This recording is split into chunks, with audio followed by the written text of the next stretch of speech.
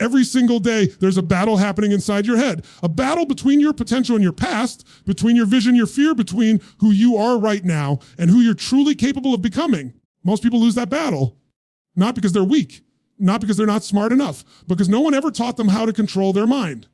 Think about it, how many dreams have died, not because they were impossible, because someone's mind whispered, you can't do it.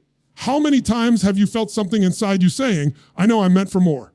But then another voice said, be realistic. That's the prison most people live in, the prison of their own thoughts. But here's the truth I want you to really feel deep in your soul. If you can learn to control your mind, you can completely change your life. You can rise above fear, rewrite your story, and design a life that's not controlled by circumstance, but by choice. So today, I'm not just going to give you motivation. I'm going to show you the path to mental mastery, because when you master your mind, you master your emotions, your actions, your destiny. So I want you to lean in, block out every distraction, and listen, not just with your ears, with your heart, because what we're about to talk about could literally change the direction of your life forever. You know, the first step in mastering your life is mastering your inner dialogue, because whether you realize it or not, your mind is talking to you all day long and never shuts up. It's constantly feeding you words, ideas, and meanings, and those meanings are shaping everything you do. The question is, who's in control of that voice? Is it you? Or is it your fear, past, your conditioning, your self-doubt? Most people never stop to ask that question. They just live on autopilot. They wake up, check their phone, and immediately the mind starts, I'm tired. I don't have enough time. I'll never catch up. I'm not where I should be. And by 8 a.m., they've already lost the day, not because of what happened outside, but because of what happened inside. Your life is a reflection of the conversations you allow in your head. If you constantly tell yourself you're not enough, you'll find evidence for it everywhere. But if you decide to direct your focus toward growth, possibility, and gratitude, your mind becomes your greatest weapon instead of your worst enemy. You become what you focus on. That's not poetry, that's a law of life. Whatever you hold in your mind consistently you move toward. If you focus on problems, you'll see more problems. If you focus on opportunities, you'll start spotting doors that others can't even see, because your brain is like a filter. It deletes, distorts, and generalizes based on what you believe is important. So if you tell yourself over and over, I'm not good enough, your brain will make sure you keep seeing proof that you're not.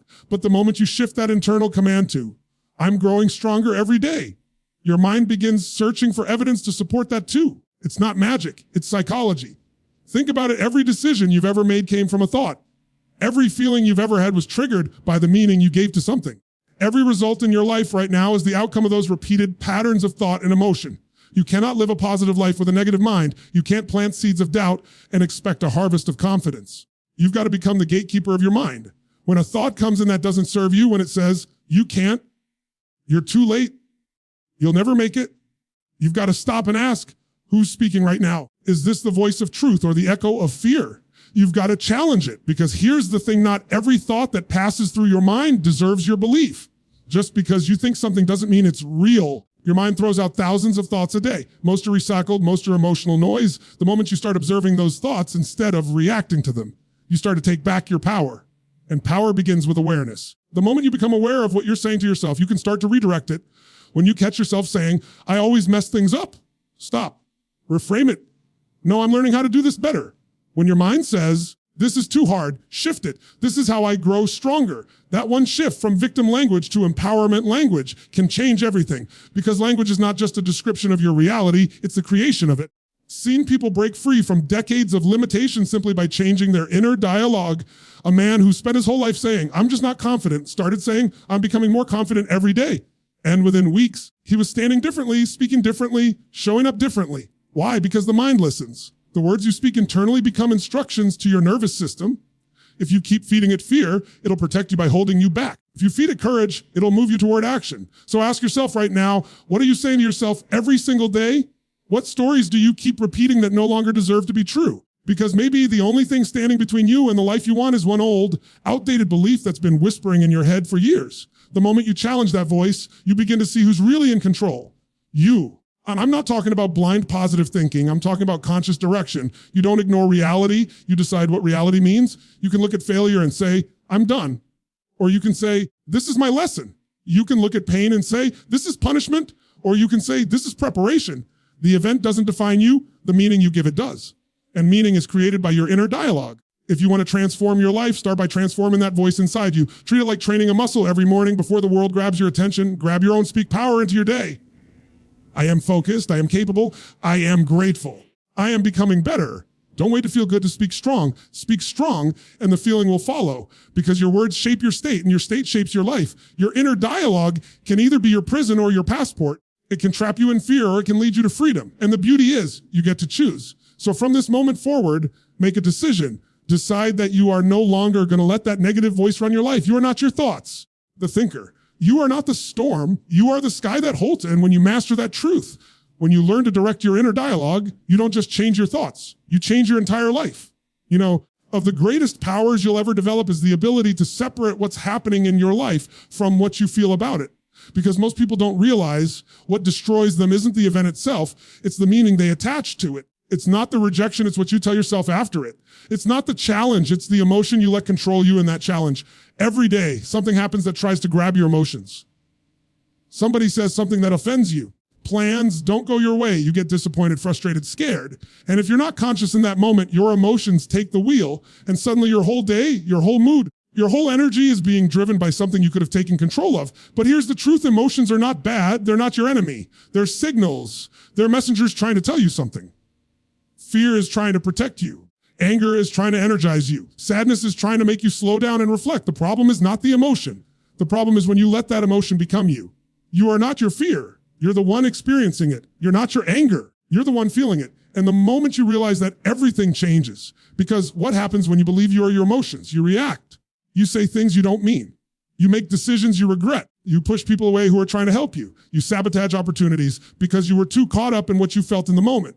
But when you create that small gap between what you feel and what you do, you gain freedom. Let me tell you something. The distance between your emotion and your response is the measure of your personal power. The bigger that gap, the stronger you are. Anyone can be happy when life is easy. Anyone can be calm when things go their way. But the real strength, the real growth, comes when you can feel the storm inside you and still steer the ship. That's what emotional control is. Not suppression, not pretending everything's fine, but recognizing, okay, this is what I'm feeling right now. It doesn't have to define my next move. Imagine this, someone cuts you off in traffic. You feel that instant rush, anger, irritation, frustration. Most people react automatically. They yell, they honk. They let that one moment poison the next 20 minutes of their day. But if you take just one breath and ask, what's really happening here? You take back control. You can't control the other driver. You can control the meaning you give that moment. Maybe they're in a hurry, maybe they're careless, but you don't need to carry their chaos into your peace. That's what it means to be in command of your emotions. To choose your response, no matter the circumstance. When something hits you hard, when life throws something unexpected, the first reaction is emotional. That's human. But the second is intentional. That's leadership. And that's where transformation happens. Here's what I want you to understand. Emotions are energy. They're not good or bad. They're just movement. You can't stop them from showing up, but you can decide what to do with them. You can let fear paralyze you, or you can turn it into focus. You can let anger destroy connection, or you can use that energy to create change. The emotion isn't the problem, the direction is. When you learn to observe your emotions instead of identifying with them, you gain the power to redirect them. You can say, I feel fear, but I'm going to move anyway. I feel doubt, but I'm going to take one more step. That's courage. Courage isn't the absence of emotion, it's action in spite of it. Most people spend their lives waiting to feel ready before they act. They want to wait until the fear is gone, until they feel certain, until the timing is perfect. But that day never comes. The only way to master your emotions is to act through them. Every time you do something, even though you're afraid, you weaken fear's grip on your mind. Every time you stay calm when you used to explode, you're rewiring your emotional pattern. Every time you choose patience over reaction, you're teaching your brain who's in charge. You are. Think about your greatest moments of growth in life. They didn't come when you were comfortable, did they? They came when you were uncertain, scared, maybe even angry or lost. But you decided to stay conscious, to rise above the emotion instead of being consumed by it. That's emotional mastery. That's how you build character. So when those powerful emotions show up, and they will, don't fight them, acknowledge them, feel them fully, then ask yourself, what's the truth here? What's the next best action I can take from a place of strength? Not reaction. That one question can save you from days, weeks, even years of unnecessary pain you're never going to stop feeling. That's what makes you human. But you can stop being led by your feelings. You can stop giving temporary emotions permanent power, because emotions are like weather, they pass. But if you make decisions in the middle of the storm, you often regret them once the sky clears. When you learn to pause before reacting, to breathe before speaking, to think before deciding, you stop being a slave to your emotions and start becoming the master of your mind. You start living by choice, not by impulse. And when you reach that point, your emotions no longer control your direction. You don't just change how you feel, you change how you live. Every single one of us lives according to the stories we tell ourselves. You have a story about who you are, what you're capable of, what's possible for you, and that story is shaping your life far more than your circumstances ever could. If you want to change your life, you have to change the story you're living by. Because underneath every habit, every reaction, every choice, there's a belief. And those beliefs are either lifting you up or holding you hostage. You see, most people never question their beliefs. They just assume what they've been told, what they've experienced, what they've failed at. That's the truth. I've always been shy. I'm not good with money. Relationships never work out for me. They repeat these things for so long that they become part of their identity. They don't even notice that what they're saying isn't a fact. It's a story. And that story is programming their mind, directing their emotions, dictating their actions, and ultimately determining their destiny. The human mind is an extraordinary machine. Once it accepts a belief, it begins searching for evidence to support it. That's how powerful you are. You can literally convince yourself of anything.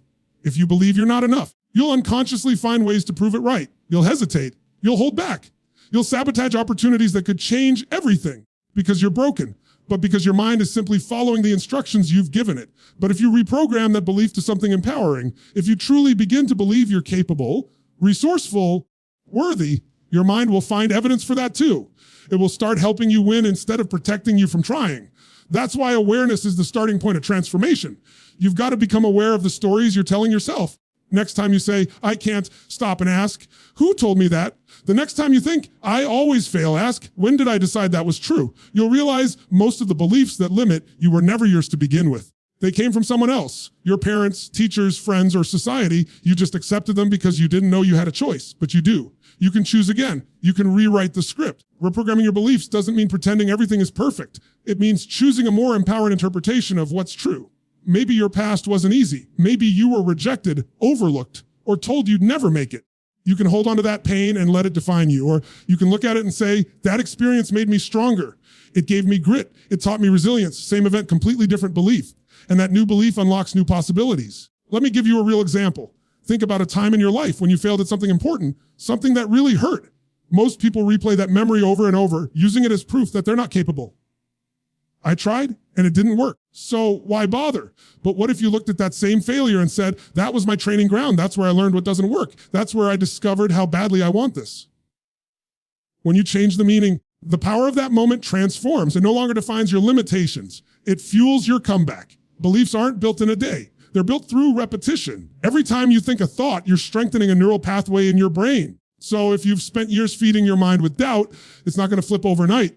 You've got to replace the old patterns with new ones, consciously, consistently. Start feeding your mind with the beliefs you want to live by. Tell yourself every day, I'm capable of learning. I'm built for growth. I can figure things out. I am not my past. The more you repeat it, the more your brain accepts it as truth. And you don't need to wait for proof before you believe it. Belief comes first, the results follow. That's what faith is, not wishful thinking, but certainty in the unseen. When you hold a belief long enough, your actions start to align with it. You'll show up differently. You'll take different risks. You'll speak differently. You'll attract different people. Before you know it, your external world starts to reflect your internal shift. That's how real change happens from the inside out, but I want to be real with you. It's not comfortable. Reprogramming your beliefs means challenging the identity you've built. And your mind doesn't like change, it likes familiarity. So it will fight you. It will whisper, this is fake. This isn't you. You've always been this way. That's the voice of your old programming trying to survive. Don't listen to it. Every time it speaks, remind yourself, that's my past talking, my potential. Keep reinforcing the truth until the new story becomes stronger than the old one. You can't control every event that happens to you, but you can control what you believe about it. You can decide that everything in your life is happening for you, not to you. You can decide that you are not a victim of your circumstances, but a creator of your future. The moment you make that decision, you stop reacting to life and start designing it. Because the truth is, your beliefs shape your identity, and your identity determines your destiny. If you believe you're someone who always struggles, you'll keep finding ways to struggle. If you believe you're someone who grows through challenges, you'll turn every obstacle into opportunity. It all starts inside your mind with what you choose to believe about who you are and what you're capable of. So if you want to change your life, stop trying to fix the outside world first. Go within, rewrite the story. Choose beliefs that align with the life you want to create. Because when you change what you believe about yourself, you don't just change how you think, you change who you become. You know, people talk all the time about wanting to control their mind, wanting to think more positively to feel more in control of their life. But here's the truth most people don't want to hear. You can't control your mind by wishing it. You control it by training it. Just like your body, your mind needs conditioning. You wouldn't expect to get strong by going to the gym once. You build muscle through repetition, through consistency, through showing up even when you don't feel like it. The same principle applies to your mind. Mental strength doesn't come from motivation. It comes from discipline. Every single day, your mind is being trained. The question is, who's training it? Is it you? Or is it your habits, your environment, emotions? Because if you're not intentionally conditioning your mind, life will do it for you. And life doesn't always have your best interests in mind. The media will train you to focus on fear. Society will train you to chase validation. Comfort will train you to stay small. If you don't take charge of your mental conditioning, you end up living by default instead of design. Training your mind starts with small, consistent rituals. Every morning, before you dive into the noise of the world, take control of your focus. Don't let the world decide how you feel. Decide it for yourself. When you wake up, instead of checking your phone or scrolling social media, take 5 minutes to center yourself. Focus on gratitude. Ask yourself, can I be thankful for right now? Gratitude rewires your brain. It shifts your focus from what's missing to what's present, from what's wrong to what's right. That simple shift begins to condition your mind to see opportunity instead of problems. Next, feed your mind something empowering every day. Read something that expands you. Listen to something that challenges you. Don't leave your mental diet to chance. Because just like your body becomes what you eat, your mind becomes what you consume. You can't feed your brain with negativity and expect it to produce confidence. You can't constantly listen to gossip, fear, and doubt, then wonder why you feel anxious or unmotivated. You have to be intentional about what you allow in. Then there's the practice of focus. We live in a world that's constantly trying to distract you. Notifications, messages, noise. Focus is a muscle. Every time you pull your attention back to what matters, you strengthen it. When you train your focus, you train your power. One of the simplest ways to do that is through meditation, not in a religious sense, as a discipline of awareness. Just sitting still, observing your thoughts without reacting to them, teaches your mind that you are in charge, not the chatter in your head. Over time, this creates space between stimulus and response. In that space lies your freedom. Now, discipline isn't always exciting. It's not glamorous. It's not always fun, but it's the bridge between intention and transformation. You don't build a powerful mind when it's easy. You build it when it's hard. You build it when you wake up tired but still show up for yourself. You build it when you don't feel like meditating, but you sit down anyway. You build it when you want to complain, but choose gratitude instead. Every time you do that, you're conditioning your mind to obey you, not your emotions. The greatest gift discipline gives you is freedom. People think discipline is restriction. It's not. Discipline is liberation. It's the ability to do what you decide needs to be done, regardless of how you feel in the moment. Without discipline, you're a slave to your emotions. With it, you're free to build the life you want. The mind loves routine. It thrives on structure. The more you reinforce positive patterns, the more automatic they become. Eventually, the things that once felt hard become effortless because your mind has been trained to default to strength. Think about a professional athlete.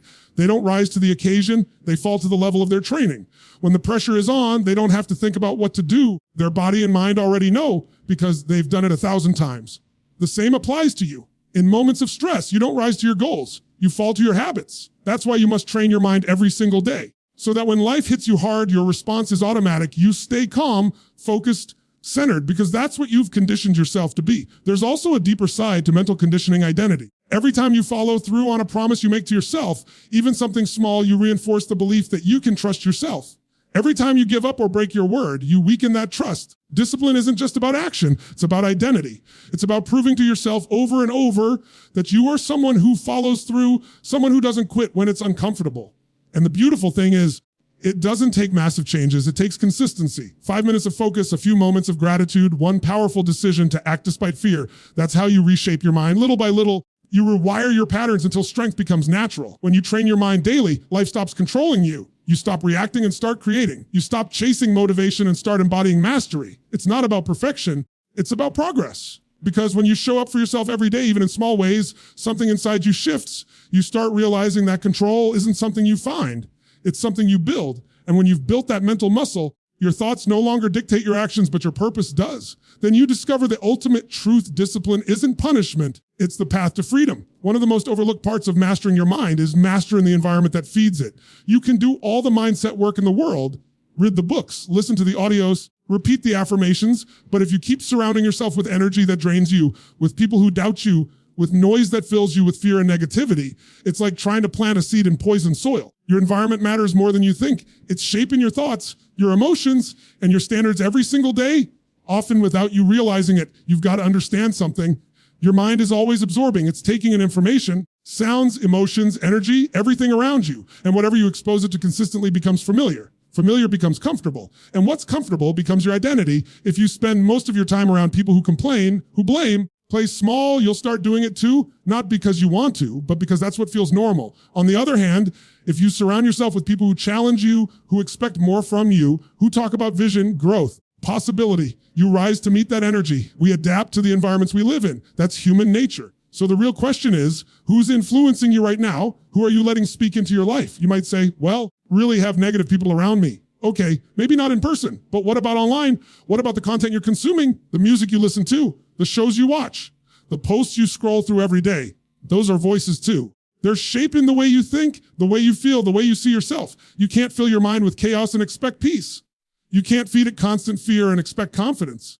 You've got to protect your mental space like your life depends on it, because it does. Your environment either fuels your vision or feeds your doubt. It's either pushing you closer to your potential or pulling you away from it. If you want to truly control your mind, you've got to take control of what you allow around it. That means setting boundaries, not from a place of ego, but from a place of self-respect. There are people who love you. They'll talk you out of your dreams because they can't see it for themselves. You've got to stop seeking approval from people who are afraid to grow. It's not their job to believe in your vision. It's yours. And listen, I'm not saying you have to cut everyone out of your life. I'm saying you need to be intentional about who gets your energy.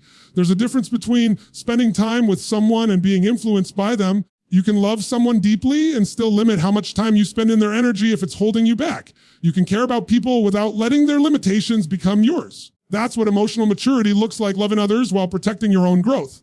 Now, your physical environment matters too. Look around your space right now. Is it inspiring you? Is it helping you think clearly, feel energized, stay focused? Is it cluttered, draining, chaotic because your external world reflects your internal world? If your space is a mess, it's often a reflection of mental clutter. When you clean it up, organize it, make it a place that supports your goals, you feel different. You move differently. That's not coincidence. That's energy. When your environment is in order, your mind feels more in control. But the most powerful environment of all is your inner circle, the people you choose to walk with, you spending the most time with, because proximity is power. If you're around people who are growing, who are disciplined, who are pushing beyond comfort, you'll start thinking like that too. If you're around people who constantly make excuses, settle, who gossip, you'll start lowering your standards to fit in. That's how influence works. You don't even realize it's happening until you wake up one day wondering why you stopped believing in yourself. So take inventory. Ask yourself, around me brings out my best? Who drains my energy? What environments make me feel alive, focused, and stoppable? And which ones make me feel stuck, small, or doubtful? Be honest with yourself. Then make changes. Start spending more time in places that elevate you. Listen to voices that inspire you. Engage in conversations that stretch your thinking. Because every time you do, you're programming your mind for strength instead of scarcity. You surround yourself with growth-minded people. Something incredible happens. You stop shrinking. You stop questioning if you're capable because you see others doing it. You start raising your standards naturally because you don't want to be the one falling behind. Energy is contagious. Passion is contagious. Confidence is contagious. And when you're in an environment full of that kind of energy, it's impossible to stay the same. And here's something important to remember. Sometimes you have to create the environment you need. Maybe you don't have supportive people around you yet. Maybe you're surrounded by negativity and you can't just leave. Then you create your own circle mentally. You read books that build you. You listen to voices that lift you. You visualize the future you're working toward every single day until it becomes real in your mind, because the most powerful environment is the one you build inside yourself. When you make your inner world stronger than your outer world, nothing can stop you. When you take command of your environment, both the physical and emotional, you begin to notice something shift. The noise quiets down. The negativity loses its grip. You start feeling lighter, clearer, more in control. You start to realize that controlling your mind isn't just about what happens inside you. It's about what you choose to allow around you. And when your environment begins to reflect your vision, everything around you aligns with who you're becoming. Your life begins to rise to the level of your standards. There's one final truth I want you to really feel, because it's the difference between thinking you're in control and actually living in control. Your body and your mind are inseparable. The state of your body directly affects the state of your mind. Most people underestimate this because they think controlling your life is all about thinking differently or planning smarter. But the reality is your physiology drives your psychology more than you realize. How you carry yourself, how you breathe, way you move, these are the levers to your mental state. And when you learn to control them, you don't just feel better, you perform better, think clearer, and take bigger action than you ever thought possible. Think about it for a second. You feel down, exhausted, or defeated. What do you do with your body? You slump, you slow down, your chest closes, your head drops. And with that posture, with that energy, your mind mirrors it. You feel more helpless, less motivated, less capable. It's a cycle. Your mind and body feed each other, either lifting you or dragging you down. But the amazing thing is this works both ways. You can deliberately change your body and your mind will follow. Stand tall, lift your chest, take deep with energy and intention. Instantly, you feel a shift. Your mind becomes sharper, your confidence rises, and your capacity to handle challenges grows. And it's not just posture, it's motion, rhythm, and energy. Way you move carries meaning. Athletes understand this instinctively. Before a big game, they practice rituals, warm-ups, and movements that elevate their energy, their focus, their state of mind. They know that performance starts in the body before the mind takes over.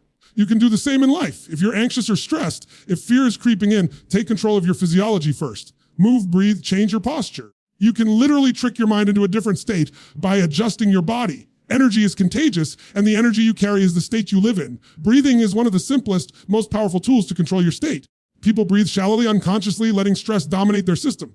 But when you breathe deeply, fully, with intention, you activate a part of your nervous system that calms you, that centers you, that brings clarity. Inhale, expand. Exhale fully. Notice how your mind shifts. You go from reactive to responsive. You go from scattered to focused. Every breath you take is a chance to reset your internal state. The state you're in doesn't just affect your emotions. It affects your decisions, your confidence, your clarity, your ability to take massive action. All of it is dictated by the state of your body and mind together. That's why so many people fail to execute their potential. They wait for motivation, inspiration, or the perfect emotional state to show up, but it rarely comes. The truth is motivation follows motion. You don't wait to feel ready. You create readiness through your physiology, through energy, through action. Think about times in your life when you felt unstoppable, when you've been fully engaged, fully alive, fully present. Chances are, it wasn't just because of your thoughts.